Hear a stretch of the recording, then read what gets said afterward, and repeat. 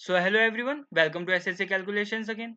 तो ये चल रही है हमारी 10% सीरीज, जिसमें हम सिर्फ वही क्वेश्चन कर रहे हैं जो 10% या उसके आसपास ही परसेंट बच्चे कर पाते हैं।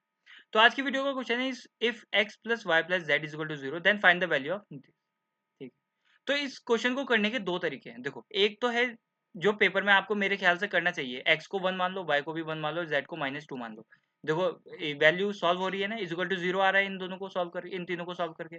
तो x की जगह 1 लिख देंगे, y की जगह भी 1 लिख देंगे, ऐसे ही जो भी वैल्यू आएगी वो होगा ऑप्शन। ठीक है।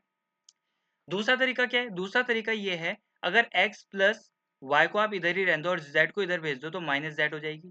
ऐसे ही y प्लस जेड को अगर इधर ही रहने दो तो माइनस एक्स हो जाएगा। और ऐसे ही z प्लस एक्स को इधर रहने दो तो उधर माइनस वाई हो जाएगा। x प्लस वाई की वैल्यू आ गई, y प्लस जेड की आएगी और z प्लस एक्स की वैल्यू आ गई। ठीक है। x प्लस वाई की जगह आप क्या लिख सकते हो? माइनस जेड का क्यूब आ जाएगा। ठीक है। माइनस 3 बार मल्टीप्लाई होगा तो माइनस ही आएगा। माइनस एक्स प्लस जेड की जगह माइनस वाई क्यूब, क्यूब है ये ध्यान रखना, इसमें क्यूब है। ठीक है।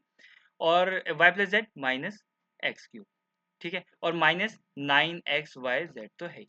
डिवाइड में क्या आएगा? देखो, 4x प्लस वाई क्या है? Minus z into minus y into into minus x, ये हो जाएगा। ठीक है।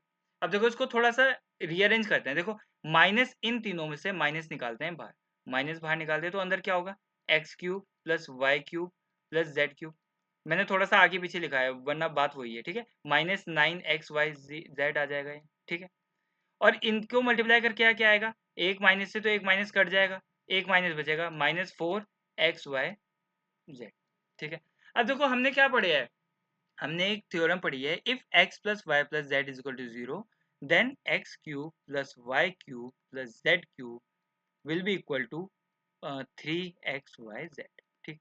तो हम इसकी जगह वो नहीं लिख सकते क्या? 3xyz बिल्कुल लिख सकते हैं। माइनस तो बाहर है, इसकी जगह लिख दिया 3xyz minus 9xyz divided by -4xyz।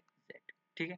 अब देखो, ये माइनस माइनस प्लस हो जाएगा। प्लस कितना? माइनस, वो सॉरी, माइनस माइनस क्या है? प्लस हो जाएगा, लेकिन साइन तो माइनस का ही है। -12xyz डिवाइडेड बाय, ये आ जाएगा -4xyz। माइनस से माइनस कट जाएगा, एक्स वाई जेड से एक्स वाई जेड कट जाएगा, 4 3 3 12 हो जाए तो आंसर क्या होगा? 3। लेकिन देखो, इतना बड़ा करना पड़ा है, इससे बढ़िया तो आप वैल्यू ही रख देते ना।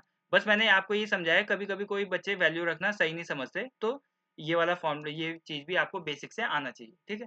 तो आशा करता हूँ आपको समझ में आया होगा और अच्छी भी लगी होगी क्लास। अब मिलते हैं आपसे नेक्स्ट लेक्चर में, तब तक के लिए बाय, टेक केयर।